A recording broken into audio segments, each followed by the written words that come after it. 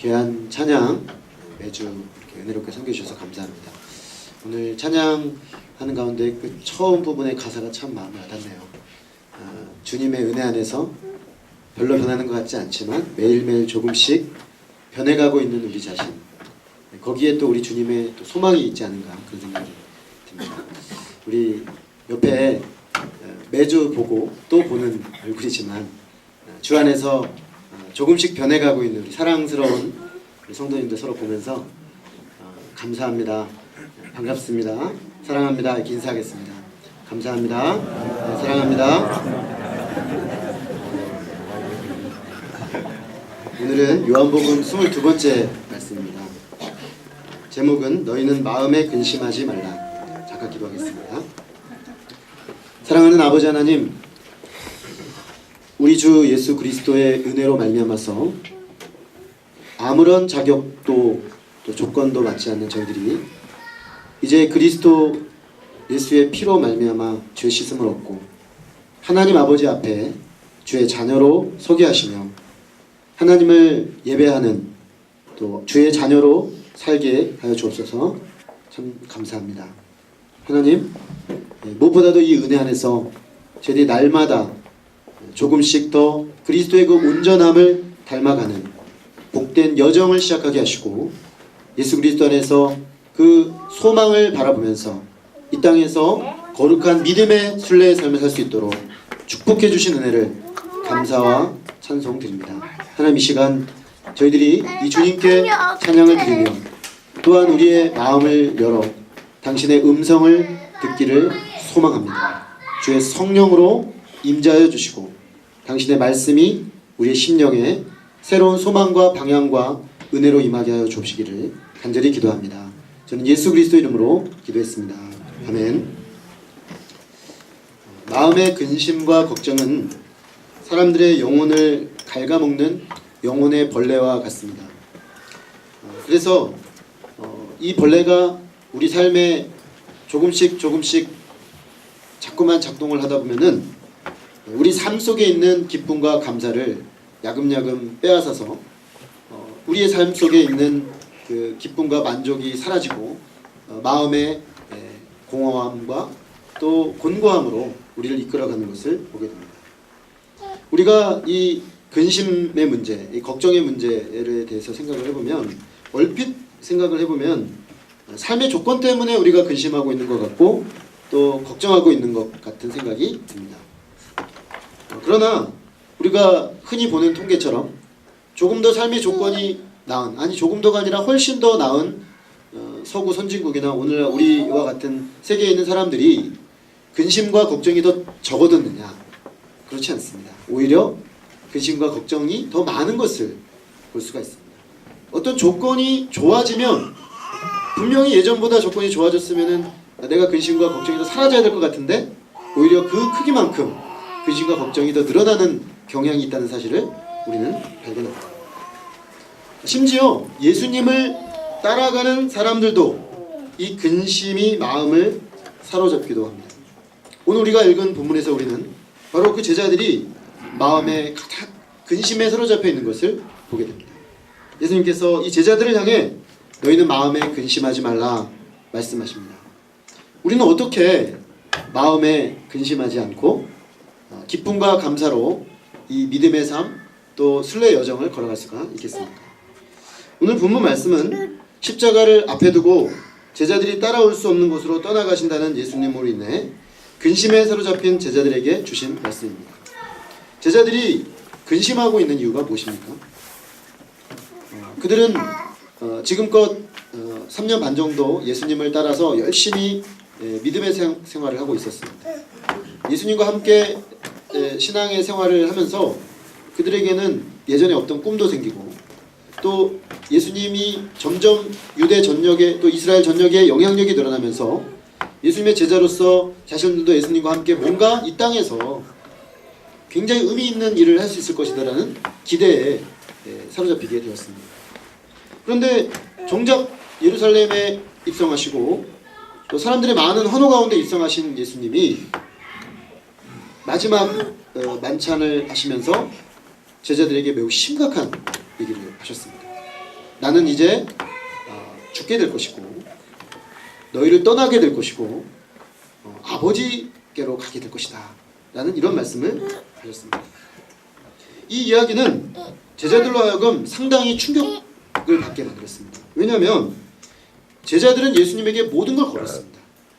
그러니까 이들의 근심은 세상 사람들의 근심하고 좀 성격이 좀 다릅니다. 왜냐하면 예수님께 모든 걸 걸었기 때문에 그들의 삶의 의미는 예수님께 있게 되는 것이죠. 그래서 예수님과 함께하는 삶, 예수님과 함께함에서 오는 어떤 삶의 미래의 어떤 가능성들, 그것으로 그들은 마음이 가득 차 있었습니다. 그런데 그 모든 것을 나에게 주신 그 원천이시는 예수님께서 이제 우리와 더 이상 함께 하시지 않고 떠나가신다고 하니까 얼마나 충격이 되었겠습니까? 사실 이것도 첫 번째 충격으로 크게 와닿았는데 이어지는 연타 충격들이 있었습니다. 3년 반 동안 동고동락하며 함께 주님을 따르고 섬겼던 제자 중에 하나가 예수님을 배반하게 될 것이다, 이런 말을 들었습니다. 그 충격이 가시지 않았는데 얼마 안 있어서 예수님은 제자들 중에 가장 신실하게 당신을 따랐던 제자인 베드로가 예수님을 3번이나 부인하게 될 것이다, 이런 말씀을 하셨습니다. 주님을 위해 목숨을 버릴 각오가 되어 있다고 정말 뜨거운 사랑을 고백하는 베드로에게 네가 아직은 잘 이해를 할 수 없어서 그렇지만 너는 너 자신도 잘 모르고 있는 것 같다. 너는 오늘 닭이 울기 전에 3번 나를 부인하게 될 것이다 라는 충격적인 말씀을 하신 것입니다. 아니, 베드로가 예수님을 이렇게 부인한다면 나는 어떻게 될까? 우리는 어떻게 될까?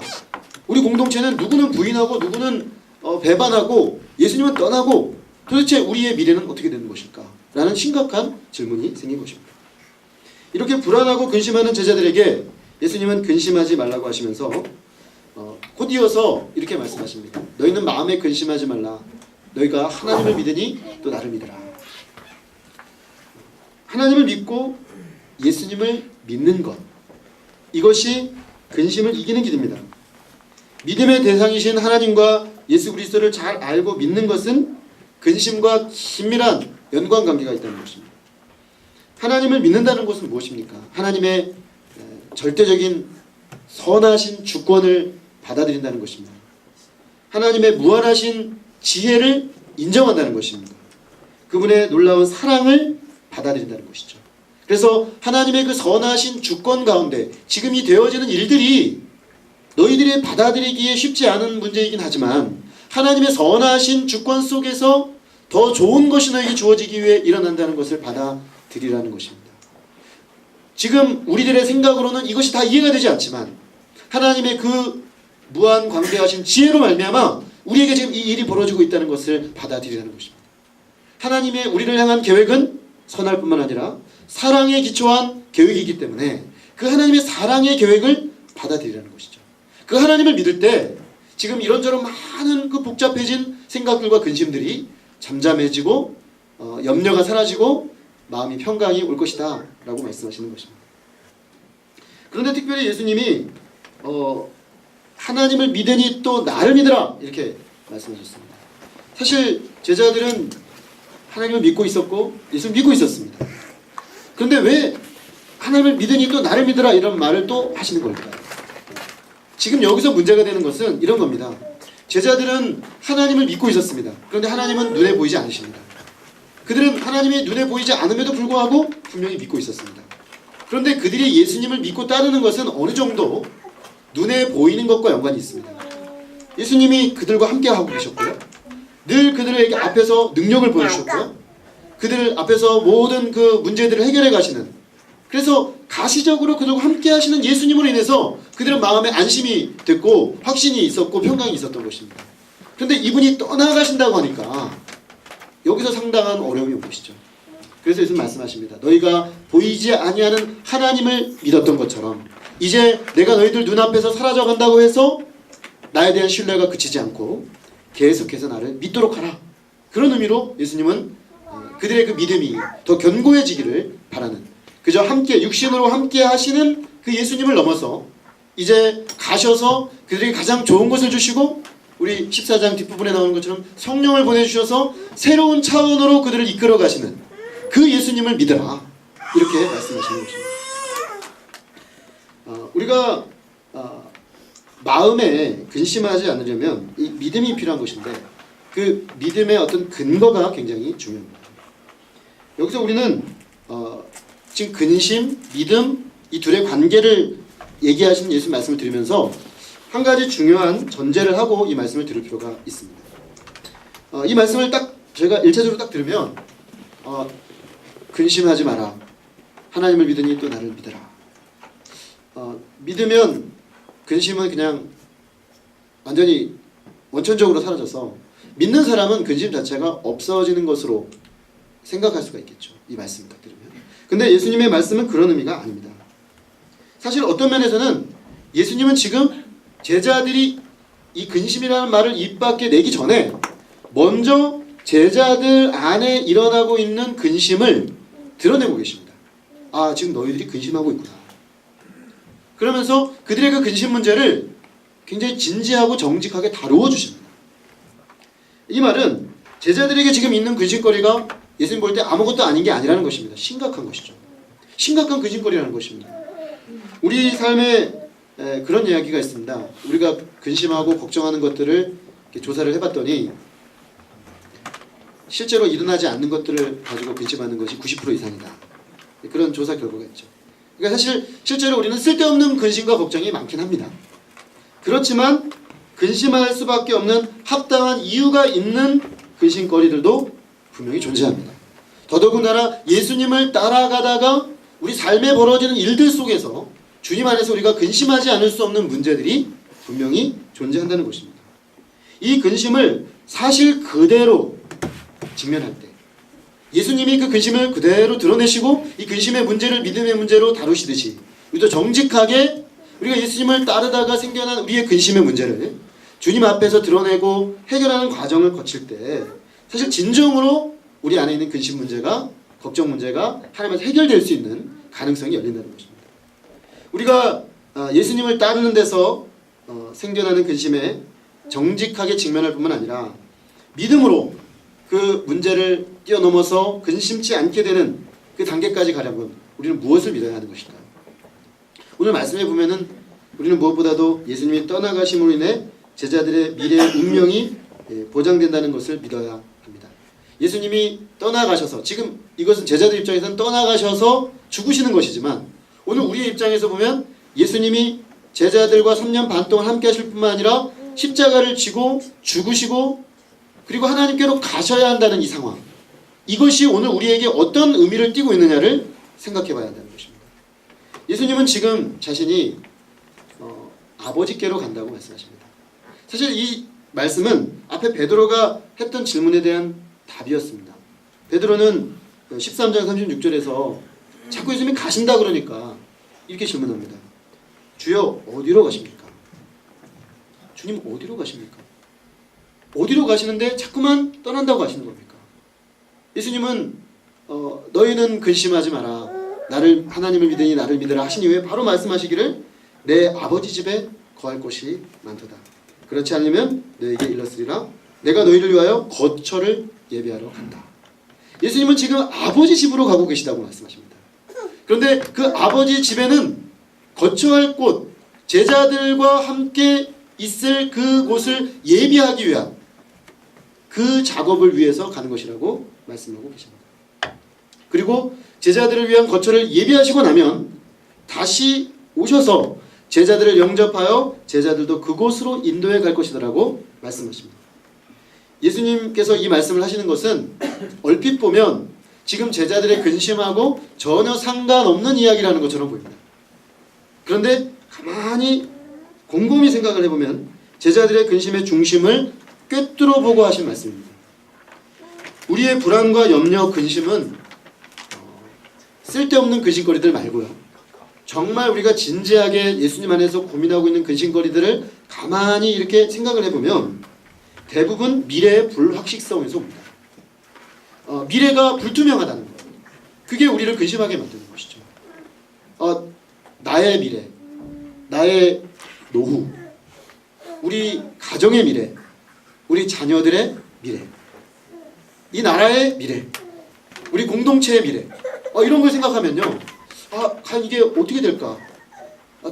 정말 이게 미래가 잘 보이지 않을 때 오는 그 답답함과 마음의 근심이 우리를 압박해 들어오는 것이죠. 지금 제자들은 바로 그런 상황입니다. 지금까지 그들이 믿어왔던 자신들에 대해 흔들리는 것입니다.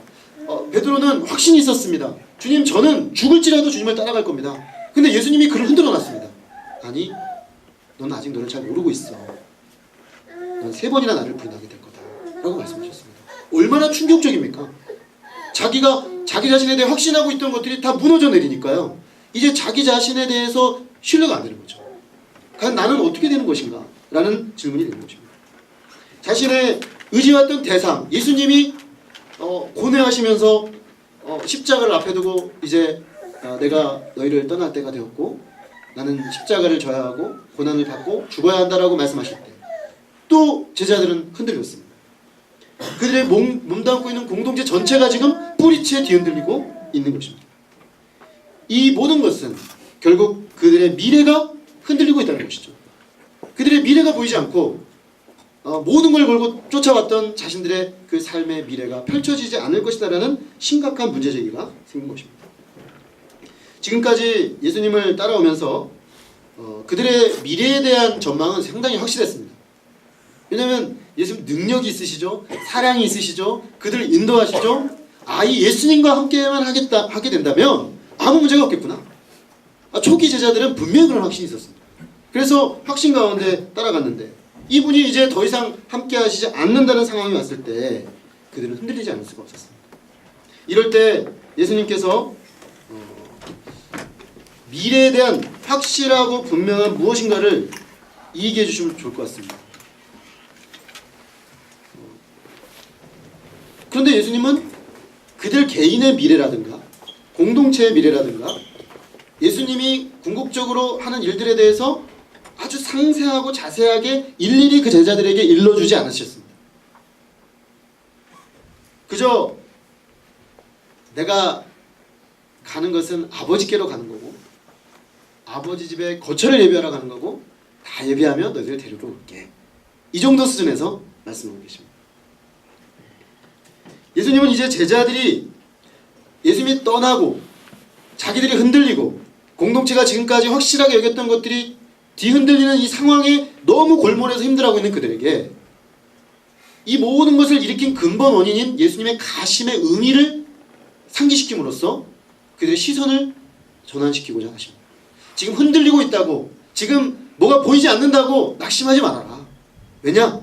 너희들에게 있어서 내가 가는 것이 전체적으로 봤을 때는 훨씬 더 좋을 것이기 때문입니다. 14장 뒷부분에 보면 예수님이 제자들에게 이런 말씀하십니다. 내가 너희를 고아와 같이 버려두지 않을 것이다. 지금 제자들의 심정은 딱 그런 심정이죠. 고아가 되는 것 같은 심정입니다. 이제는 의지할 바도 없고 뭔가 미래가 보이지 않는 상황 속에서 흔들릴 수밖에 없는 상황인데요. 예수님은 근데 당신이 가시는 것은 버려두기 위함이 아니라 더 깊이 하나 되고 더 깊이 그들을 위로하고 더 깊이 그들을 인도하기 위한 하나님의 놀라운 뜻이 있다라고 말씀하시는 것입니다. 그래서 지금 여기서 예수님과 육체로 함께 있는 것으로 인해 기뻐하며 따라갔듯이 이제는 새로운 차원의 믿음 안에서 기뻐하며 따르라는 것입니다. 지금까지 믿음, 지금까지 주님과의 동행, 그것을 넘어서는 새로운 차원의 주님과의 동행으로 주님은 그들을 이끌어가겠다. 지금 그 약속을 하시는 것입니다. 그렇게 아버지께로 가는 모든 길에 구체적이고 세세한 것들은 여전히 숨겨져 있지만 지금 예수님이 가시는 아버지 집, 그것을 확실하게 붙잡을 때 그들은 근심하지 않을 수가 있었습니다. 그리고 그분이 가셔서 우리에게 주실 더 소망스러운 것들을 붙잡을 때 그들은 근심하지 않을 수가 있었습니다. 제자들이 이 아버지 집에 소망을 두고 아버지 집에 대한 예수님의 약속을 붙잡을 때 그런 것이죠. 예수님은 너희가 그 집을 내가 너희들이 예비하고 있을 뿐만 아니라 사실 너희 길도 알고 있지 않니? 이렇게 말씀하셨습니다. 4절에서 얘기를 하고 있는데 저는 이 본문을 이렇게 보면서 예수님이 제자들에게 윙크를 하지 않으셨을까? 길 알지? 우리 다 알고 있잖아, 길도. 그 집 정도가 아니라 너희는 길까지 알고 있는데. 그러면서 굉장히 제자들에게 뭔가 기대하면서 우리 서로 다 아는 거 아닌가? 이렇게 얘기를 하셨습니다.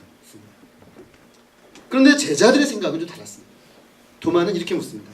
주여, 주께서 어디로 가시는지 우리가 알지 못하거늘 그 길을 어찌 알겠습니까? 도마가 분명히 예수님 말을 들었습니다. 길을 알지. 들었는데 진짜 중요한 건 안 들었습니다. 예수님이 어디로 가시는지, 가심으로 말미암아 그들에게 주어지는 것이 얼마나 놀랍고 위대한 것인지 그건 듣지 않고, 자꾸 어디 간다는 얘기는 안 하시고 이제 또 길까지 얘기하시네. 어디로 가는지도 모르는데 길을 어떻게 알아요? 라고 대답하고 있습니다. 도마는 베드로의 질문을 반복하고 있습니다. 주께서 어디로 가시는지. 베드로의 질문에 더해서 길도 모르겠다라고 말합니다. 도마는 예수님의 말씀을 알아듣지 못했거나 아니면 들으려 하지 않았던 것 같습니다. 사실 제자들은 들으려 하지 않았다는 것이 더 정확합니다. 지금 이 모든 상황이 싫은 겁니다. 그냥 이대로 갔으면 좋겠습니다. 근데 자꾸만 주님은 이제 이거는 새로운 국면으로 가고 있으니까 새로운 국면 속에 너에게 주어지는 그 약속을 바라보고 새로운 차원으로 가자고 하시니까 싫은 겁니다.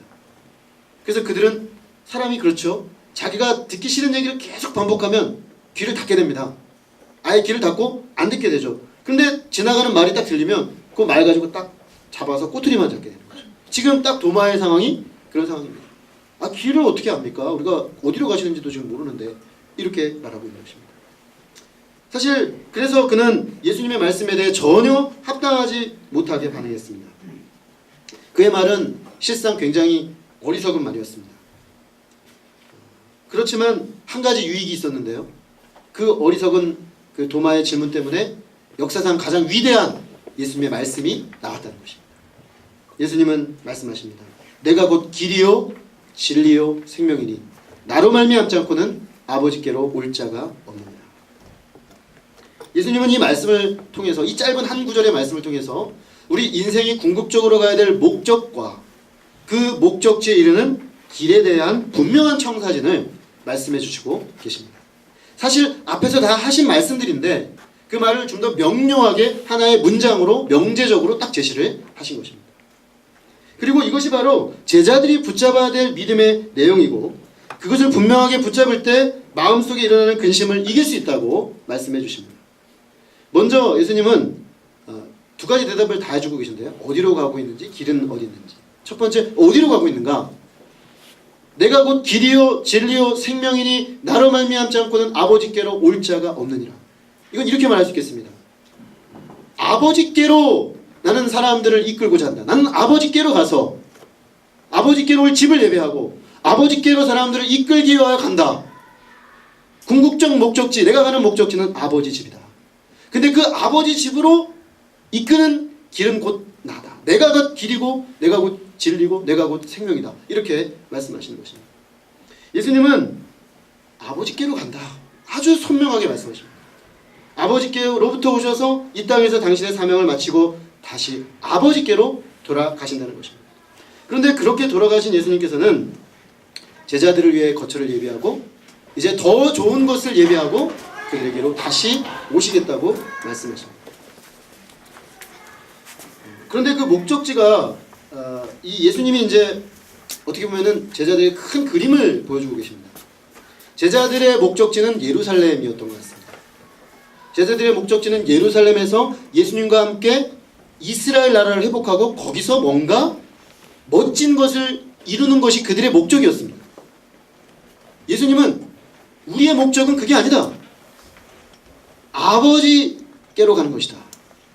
그리고 그 아버지께로 가서 만든 그 집을 가지고 내가 다시 오는데 그것을 통해 이루어지는 그것이 우리의 최종 목적지다.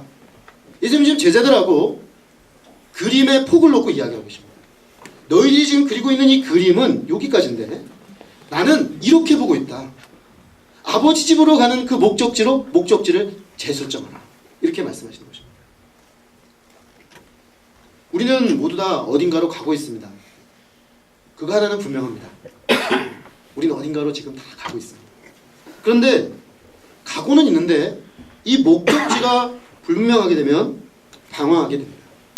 그리고 그 목적지의 불분명성에서 오는 방황 속에 우리는 끊임없이 근심하게 되는 것입니다. 아무런 목적 없이 방황이 계속되면 불안합니다. 아, 내가 지금 이러다 어디까지 갈 수 있을까? 내가 지금 어디로 가고 있는 거지? 그 불안, 방황, 그것이 결국 근심, 그것이 일상이 되는 쪽으로 흘러가게 되는 것입니다. 그런 점에서 지금 예수님의 말씀은 우리의 근심의 근본 원인이 되는 목적 없음에 대한 근본적 처방이라고 하겠습니다. 우리가 궁극적으로 어디를 가는지 알 때 걱정이 사라집니다. 우리가 궁극적으로 어디를 향해 가고 있는지를 알 때 근심이 사라지게 됩니다. 오늘 우리는 아버지께로 가는 여정에 있음을 기억하고 그 목적지에 대해 내가 아주 분명한지 좀 질문해 볼 필요가 있습니다. 우리가 인생을 다 각자 인생을 살고 있는데 우리 인생이 궁극적으로 어디로 가고 있습니까? 아주 분명한 것은 아버지 앞으로 간다는 것입니다. 이 한 가지 분명한 목적이 분명하지 않으면 우리는 자꾸만 이 땅에서 다른 목적지를 자기가 설정해 놓고 거기서 방황을 하게 됩니다. 그것이 우리의 궁극적 목적지가 아님에도 불구하고 자기가 설정한 목적지가 스스로를 기만하는 현상이 벌어지게 된다는 것입니다. 저는 차를 운전하면서 그 내비게이션 도움을 늘 받는데요. 길눈이 많이 어둡기 때문에 그렇습니다. 반복해서 많이 다녀도 잘 기억을 잘 못합니다. 그래서 저는 저의 약함을 알기 때문에 저의 약함을 깊이 시인하고 내비님의 도움을 아주 겸손히 늘 받습니다. 근데 요즘 내비게이션은요 너무 기능이 좋습니다. 그래서 실시간으로 길을 안내해 줍니다. 그래서 이 길을 가다가 원래 설정했던 길이 꽉 막혀 있으면 옆으로 돌리더라고요. 옆으로 돌려서 쭉 빠져가면 더 단시간에 갈 수 있도록 안내를 해줍니다. 그래서 저는 이 똑똑한 내비게이션을 신뢰하기 때문에 내비게이션의 안내를 받는 일을 제 운전에 있어서 굉장히 중요한 일로 생각을 합니다. 그래서 차에 딱 타고 나면 제일 먼저 내비를 켜고 연결을 해놓고 그 다음에 목적지를 설정합니다. 목적지를 입력하고 나면 저는 안심이 됩니다. 아, 이제 내비 아가씨가 말씀하시는 대로 잠시 후 500m 앞에 우회전입니다. 아, 우회전. 따라가면 되니까. 그 내비의 안내를 내 목적지까지 이게 분명히 인도해 줄 걸 믿기 때문에 딱 목적지 설정하고 나면 근심하지 않습니다. 내비게이션이 인도하는 대로 한 발 한 발 따라가면 되기 때문이죠. 중간에 내비가 교통 상황을 반영해서 약간 길을 우회해서 갈 때가 있습니다. 원래 처음 설정을 해놓고 나서 제가 경로를 보거든요. 그래야 사고가 안 나잖아요. 아, 대체적으로 이런 길을 따라가구나 해서 경로를 쭉 이제 인식을 해놓는데 중간에 가다 보면은 원래 경로가 아닌 다른 길로 쫙 인도합니다. 교통 상황을 반영하여 실시간 교통 상황을 반영하여 우회하겠습니다. 이렇게 인도합니다. 그럴 때도 걱정하지 않습니다. 아, 더 좋은 길로 나를 인도하는구나, 내비가. 그리고 한 가지 확실한 건 목적지가 분명하기 때문에 우회하더라도 결국 목적지로 간다는 걸 알고 있기 때문에 걱정하지 않습니다. 때로는요, 내비는 잘했는데 제가 잘못할 경우가 있습니다. 이 내비의 최대 맹점이 뭐냐면 이 거리 간격이 좀 애매합니다. 제가 달리고 있기 때문에 50m 앞에서 우회전하십시오 그랬는데 길이 두 개가 빠져나가는 길이 두 개가 나옵니다. 어디지? 하다가 지나쳐서 옆을 빠져나갈 때가 있습니다. 그러면 한 바퀴 휘잉 돌아서 딴 데로 가는 경우가 있습니다. 그럴 때 상당히 당황이 되죠. 그런데 그래도 당황하지 않고 그죠? 언젠가 나왔던 그 개그 프로에 나온 얘기처럼 당황하지 않고 결코 당황하지 않고 또 돌아서 목적지로 나를 인도할 거야. 약간 내가 지금 길을 벗어났지만 목적지로 설정된 내비를 따라가면 나는 원래 그 방향으로 다시 갈 거야 라는 확신이 저에게 있기 때문에 약간 시간이 더 걸리긴 하지만 결국에는 제 길로 돌아옵니다. 그러므로 가장 큰 낭패는 길을 잘못 들었거나 제가 길이 막힌다거나 그런 문제가 아니고요. 목적지를 잘못 입력했을 때. 제가 한 번은 목적지를 잘못 입력했습니다. 그래서 한참 가고 있는데 좀 이상한 거예요. 제가 내비를 너무 신뢰하긴 하지만 이건 아닌 것 같아요. 아무리 봐도. 반대로 가고 있는 것 같아요. 봤더니 목적지를 잘못 입력한 겁니다. 목적지를 잘못 입력해 놓으니까 신나게 달리고 신나게 열심히 내비를 따라가긴 하지만 결국에는 저는 근본적으로 잘못된 방향으로 가고 있었던 거죠. 거기서 야기된 그 혼돈, 그 당황스러움은 얼마나 어마어마한 것이었어요. 제자들은 예수님을 따라가는 여정에서 지금 비유하자면 목적지가 잘못 입력되어 있는 상태입니다. 목적지를 잘못 입력했기 때문에 이 사람들은 잘못 입력된 목적지 하에서 예수님 말씀을 들으니까 당황한 것입니다. 예수님은 이제 당신을 통해 가야 할 제자들의 궁극적인 목적지가 아버지의 집이라는 것을 분명히 하시고 거기에 소망을 두라고 말씀하십니다. 다르게 표현하면 예수님을 따르는 제자들의 목적이 다소 세속화되었습니다. 주님은 그들을 아버지 집으로 인도하여 아버지의 나라가 이 땅에 임하게 하는 하나님 나라 관점에서 그들을 이끌고 계십니다. 근데 이 제자들은 어느 순간 그들의 목적이 이 땅에서 뭔가를 이루는 세속적인 것으로 바뀌어버렸습니다. 처음엔 그렇지 않았는데요.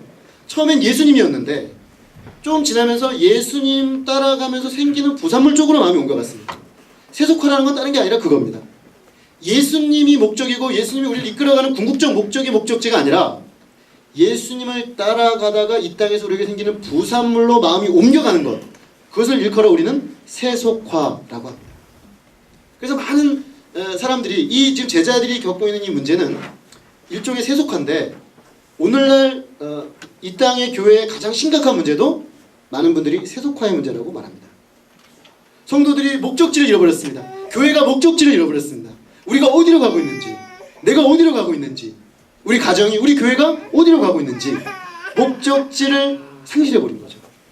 그래서 목적이 아닌 이 땅의 것에 마음을 두고 거기에 온통 내 모든 걸 쏟다 보니까 이것과의 괴리에서 오는 근심과 염려가 온통 세상 근심과 염려에 침몰할 수 있는 소지가 많아지게 된다는 것입니다. 그런 점에서 예수님은 세속화된 제자들의 이 목적지를 재설정하시고 바로잡고 계시는 것입니다. 그 점에서 제자들에게서 예수님이 떠나가는 것이 유익입니다. 왜냐하면 떠나심으로써 제자들이 이 땅에 온통 박혀있던 마음을 하늘로 옮기고 그분이 하늘을 가져와서 이를 하늘의 관점에서 자기 인생과 이 세상을 재조명할 수 있는 기회를 그들이 얻게 되기 때문입니다. 오늘 우리는 우리 예수님을 따르면서 목적지가 정확하게 입력되어 있습니까? 이게 참 중요합니다. 나는 지금 목적지를 정확히 입력하고 그 길을 가고 있는가? 어쩌면 우리가 목적지를 지금 불분명하고 있거나 잘못 입력되어 있다면 주님은 그것 때문에 우리에게 당신의 말씀을 들을 때 우리에게 근심을 일으키시고 염려를 일으키십니다. 그게 오히려 다행이죠.